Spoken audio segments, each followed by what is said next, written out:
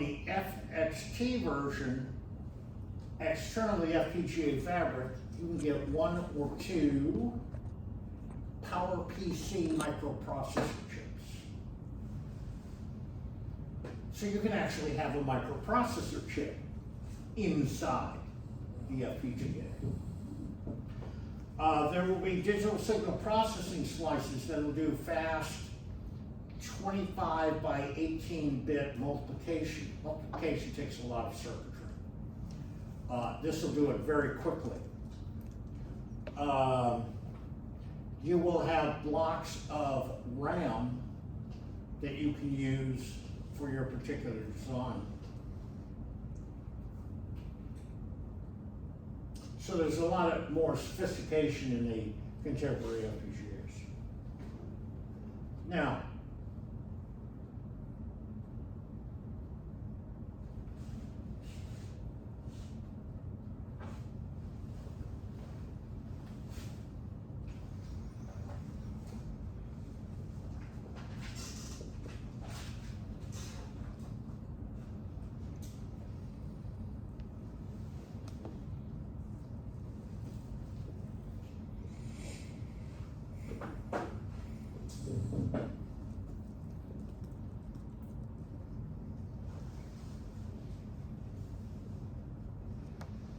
FPGAs are volatile devices, which means that when you remove the power, any programming that was in there is gone. And the device has to be reprogrammed on power. Now let's suppose I have a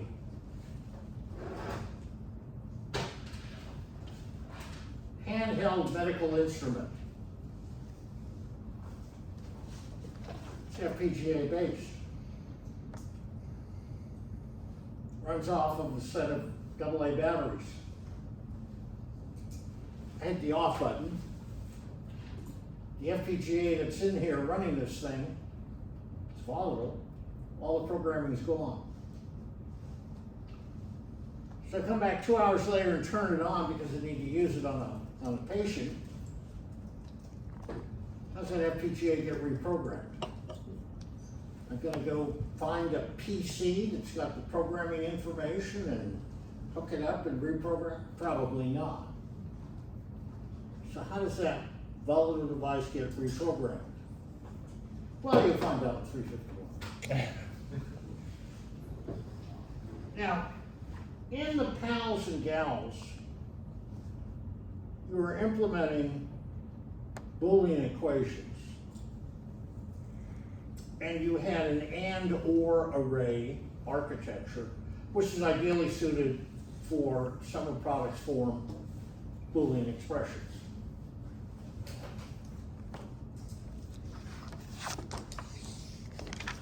That's the architecture of a configurable logic block. And this is simplified. Again, this is a 25-year-old FPGA. I don't see any AND gates or OR gates. So how do my Boolean expressions get implemented in these configurable logic blocks?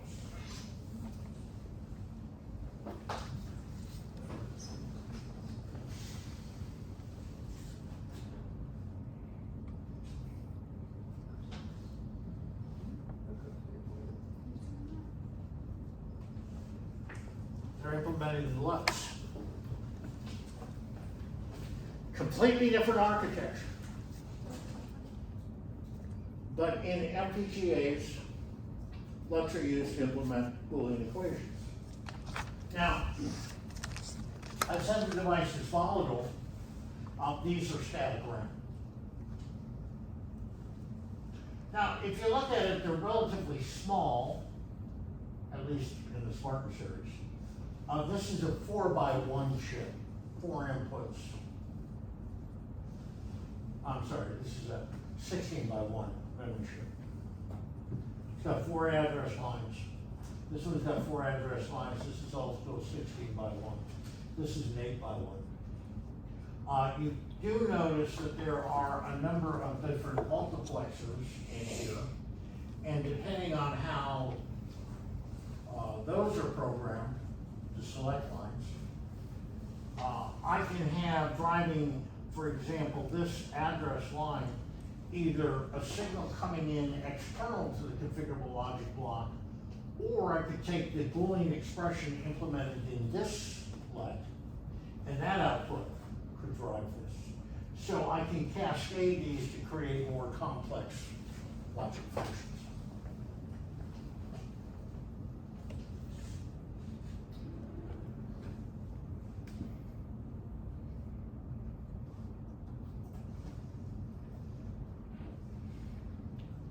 This diagram right here, you'll notice that in the configurable logic block, you're going to have LUTs, a bunch of multiplexers, and there are some registers in there as well. So I can have a registered output, in this case YQ or XQ. But you'll notice that I can also have combination of logic outputs. The output of these LUTs can go through the multiplexer and drive the Y output or the X output. So on this particular device, each configurable logic block will provide you with 2 registered outputs and 2 combination logic outputs. So this is a simplified logic diagram. The next figure is going to show the circuitry associated with these registers, which you see here.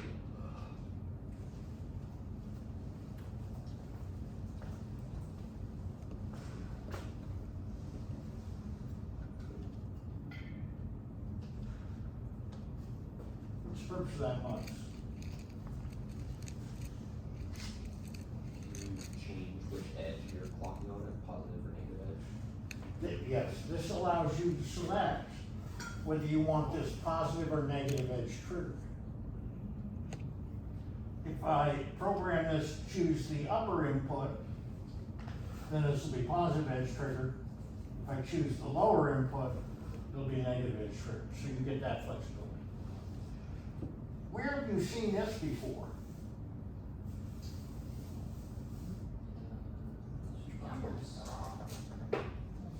Encounters? No. How quickly they forget. Oh. The cascading count? No, the trail of the serial number. Yeah, the shift register. Yeah, shift register. Yeah.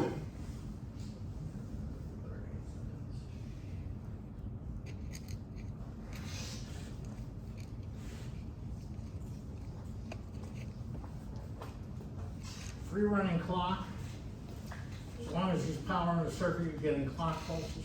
You don't necessarily want to update the Q output of this flip-flop on every clock pulse. So one of the ways that you can get around that is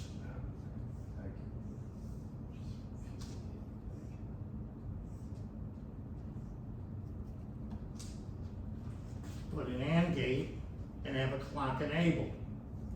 If the clock enable is the logic 0, none of these clock pulses are going to be seen at the clock input. If the clock enable is high, then the clock pulses will be seen at this clock input. What's the problem with this gated clock circuit? If you have another ungated clock impulse, it's gonna add delay between your synchronous inputs. No. No. Different problem.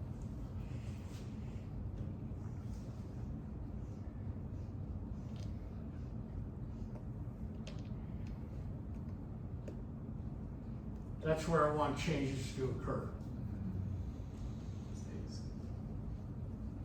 What happens if my clock enable goes high in the middle of that pulse?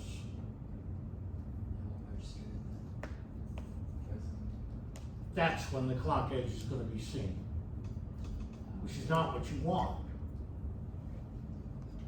So rather than the gated clock,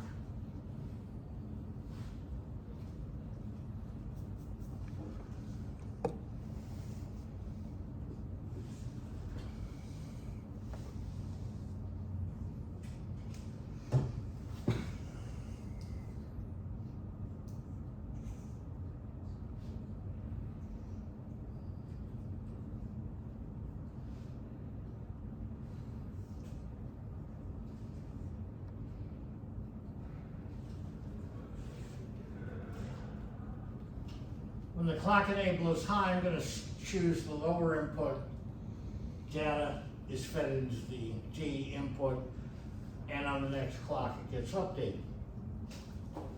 If clock enable is a logic 0, I'm getting this input from the upper input on the mux, feeding the D. If Q is a logic 1, and I've selected the other input, I've got a logic 1 there, so what does Q do on the next clock? Stays a 1. Goals cube. So the only time you're gonna get updates is on the clock edges. Doesn't matter if the clock enable goes high in the middle, it'll be the next clock before you get that. That's the purpose of this. So this is the preferred circuit. That's what they provide here. The Q output goes to a mux. What drives this select line? A mux. The two inputs to the mux are EC or VCC. If this select line is 1, you're going to have the D input drive. This D. If it's a 0, then you're going to have this feedback here. So you get two choices here. You can connect this permanently to a logic 1, which means this responds to that input on every clock. Or if you program this to choose the upper input, then I have a signal that can be 0 or 1, so I can dynamically control the select input. Does that make sense? It's a lot to program in this thing.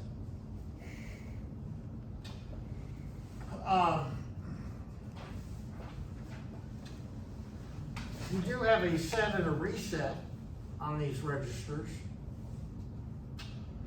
You have this demultiplexer, single input, 2 outputs. So by programming the select line on that, you choose whether the single input drives the upper or the lower output. So what feeds this input to this demultiplexer? You can permanently have this as a ground. These are active low. So you could set or reset them depending on that select line.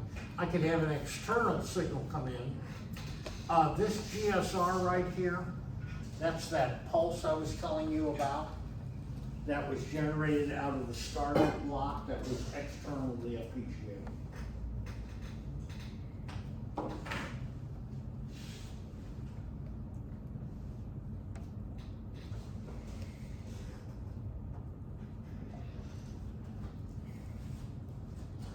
This is the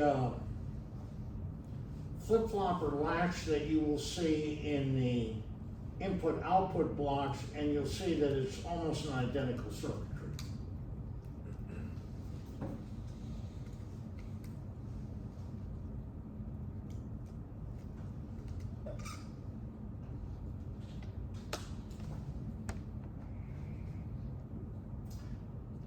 This is a simplified diagram of the input-output block.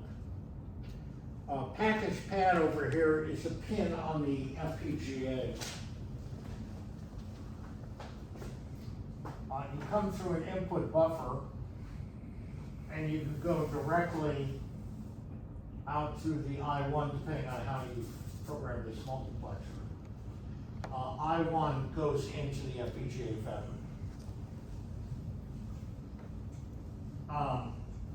This is the input side down here in the lower half. Depending on how you program this, you can register the inputs if you wish.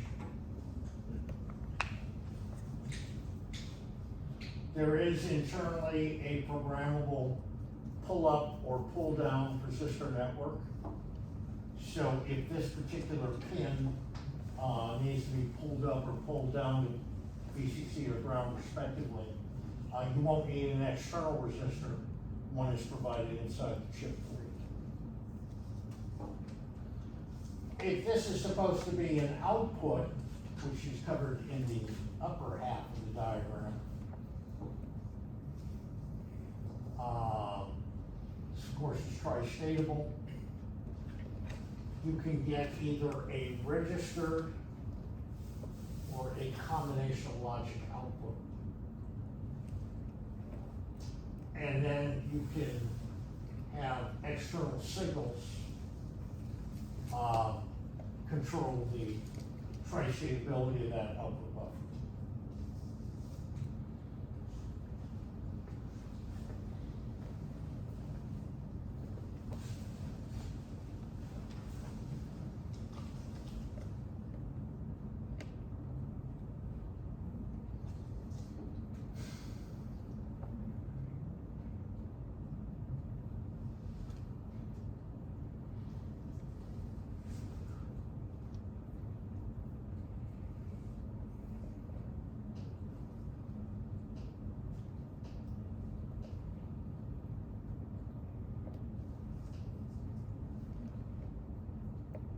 Let's talk about routing. So I've got logic that's being implemented in the configurable logic blocks, and I've got logic in one block, and let's say the output of that logic becomes the input to some other logic block. So I've got to route outputs from some configurable logic blocks to inputs of other configurable logic blocks. Or I may have to do routing from configurable logic blocks to or from input-output blocks. This is the routing setup inside the FPGA. These are programmable switch matrices, and these are individual connections that can be hardwired. So, for example,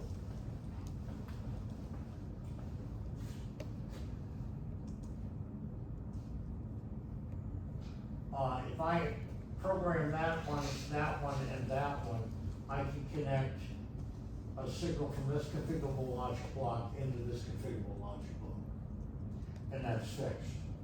The programmable switch matrices allow you to program and change the routing dynamic. So let's see how that's done.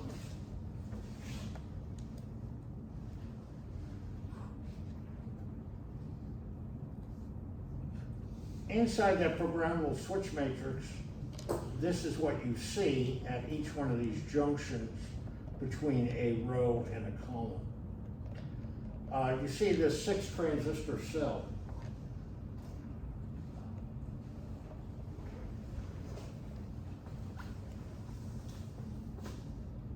So if I label this north, south, west, and east, if I turn on just this MOSFET, then the signal will go from west to east or east to west. I just turn on this one and this one, then I have a connection from south to west and north to east. So depending on which of these transistors you turn on determines the direction of the signal flow.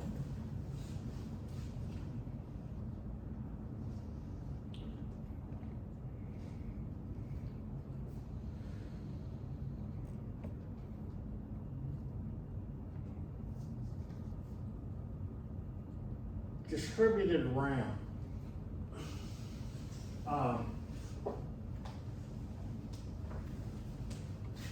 Inside the FPGA,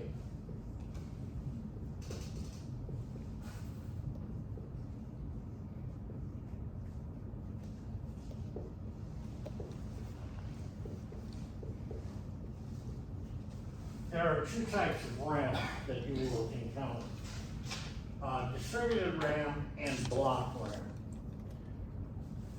So let's suppose that I've got a microprocessor-based design that I've implemented in my FPGA.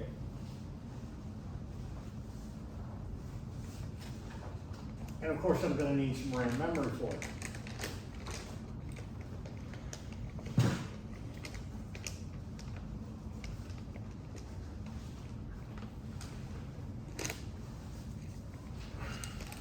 Here's the configurable logic block.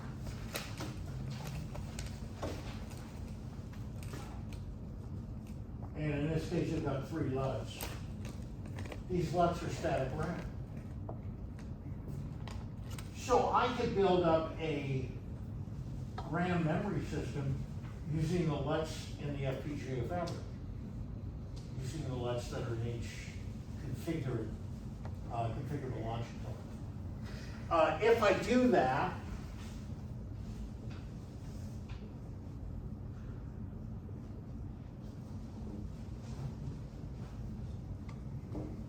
then that's going to be called distributed RAM, because my RAM is distributed throughout the FPGA fabric. Block RAM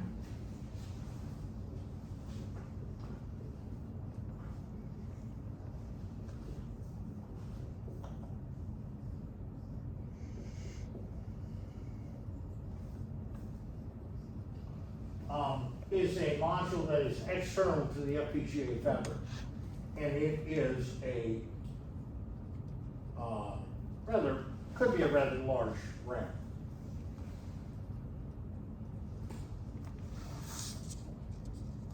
The block RAMs are actually used in FPGAs, and you'll learn this in 351, for purposes other than just RAM memory for a memory system. One of the things we teach you in 351 is how to use block RAM, which is just a RAM memory chip, to implement a more finite state machine. Now, if you stop and think about that, how could you use a RAM to implement a finite state machine?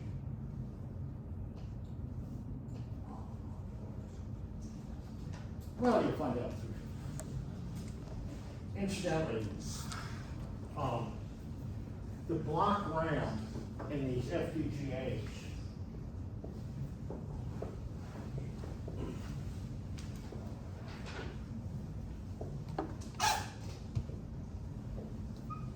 is designed with registered data lines. The data lines coming out of the RAM actually go through registers. Is that true for distributed RAM?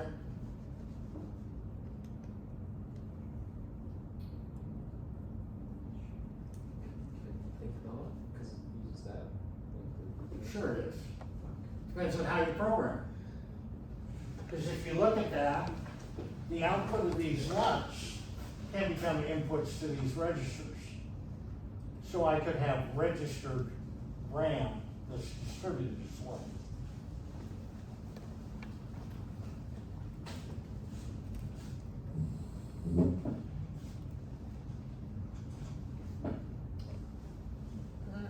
Let's see. What else do we want to discuss? Is there anything else?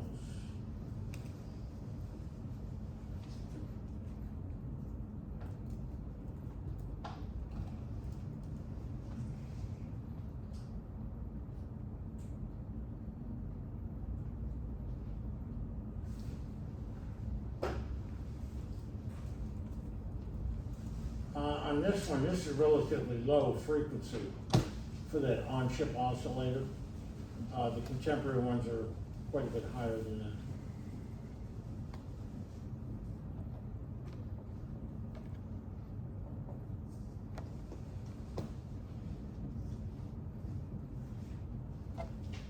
It does take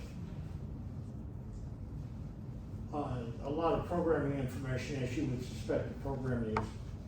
On the contemporary FPGAs, it's not uncommon that you require 70 or 80 megabits to completely program the device.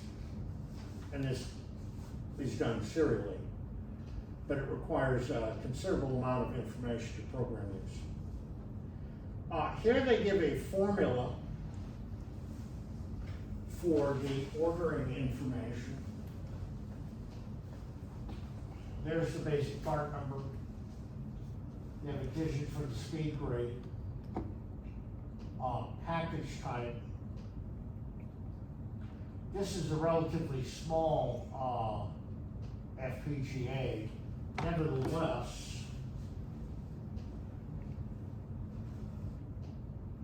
it's got 208 pins.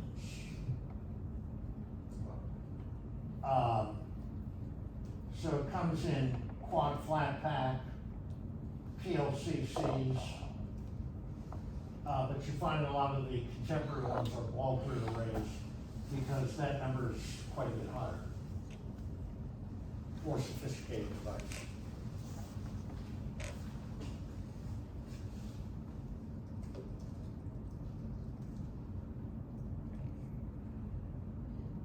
Okay, so that will complete the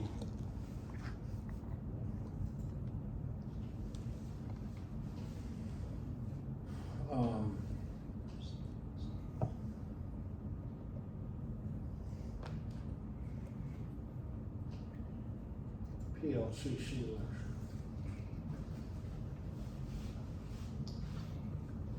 That's not what I want.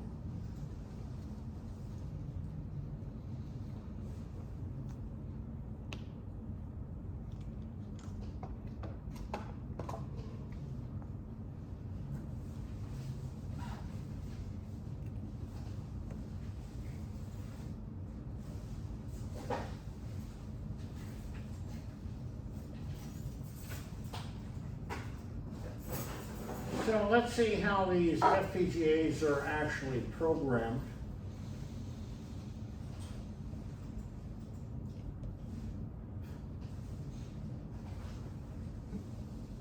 Great.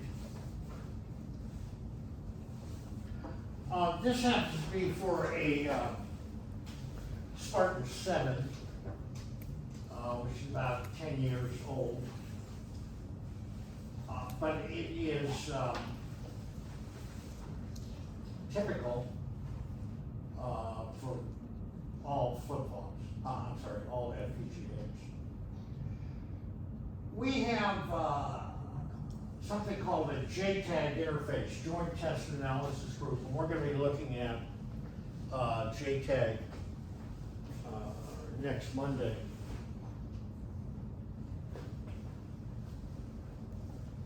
But for now, this will provide a serial interface to a PC.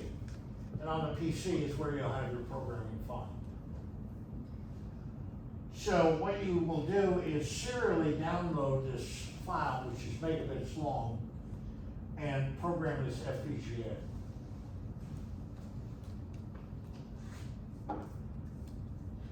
Now, I made the example before. My handheld medical instrument. Since I know you're all dying to know how I reprogram this thing in systems, I'll explain it to you very briefly.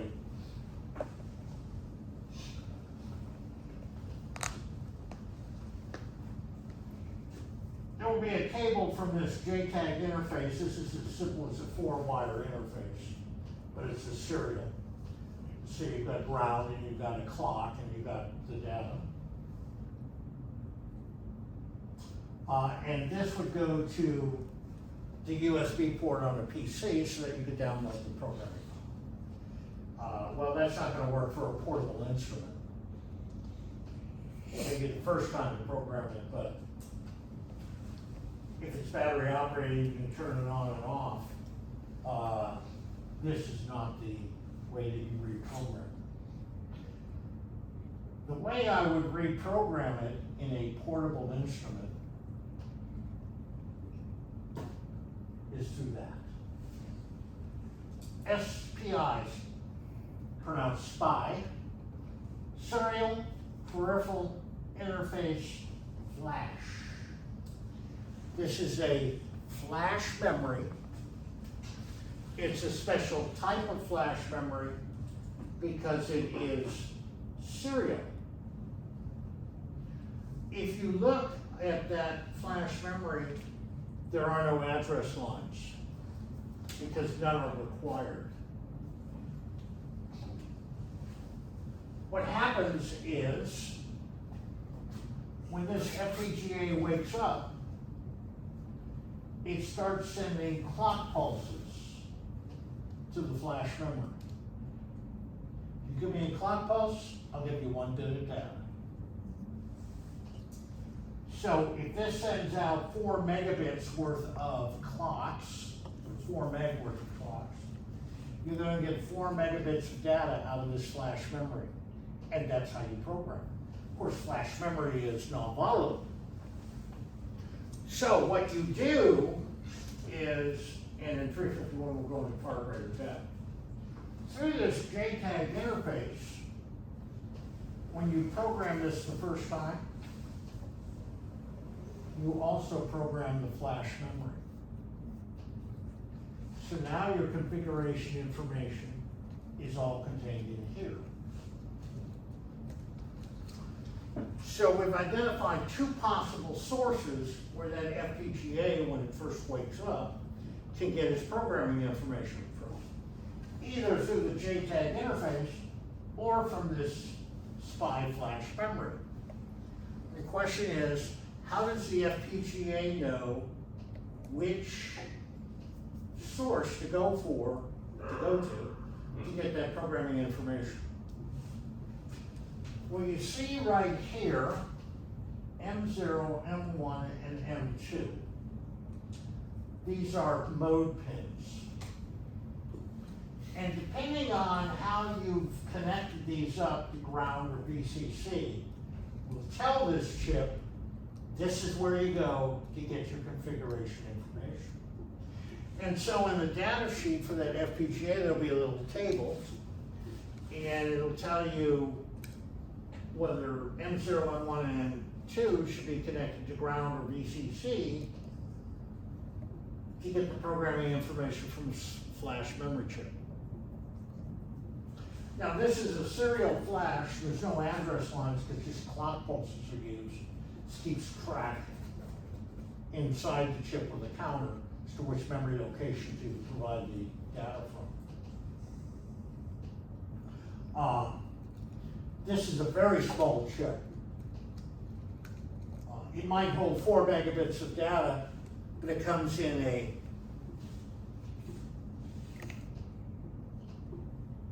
eight-pin quad flat pack, so it will fit on the end of my finger. So it's very, very small, and you just install it on the printed circuit board right next to the FPGA. So it's a very short distance. Now, it may turn out that during the development phase, you're debugging your design, that reprogramming that flash every time you want to try out the next iteration of design is not very convenient. What you would have to do is, if you're not going to use the flash, choose some other values for M0, M1, and M2 to tell the FPGA there's a different source. So what is commonly done is something like this. Here's your FPGA chip, and this will be each one of these mode pins. It'll be pulled high through a pull-up resistor.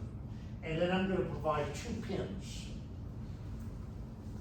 on the board, separated by 1/10 of an inch.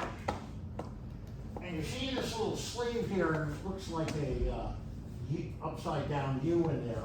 That's an actual metal strip.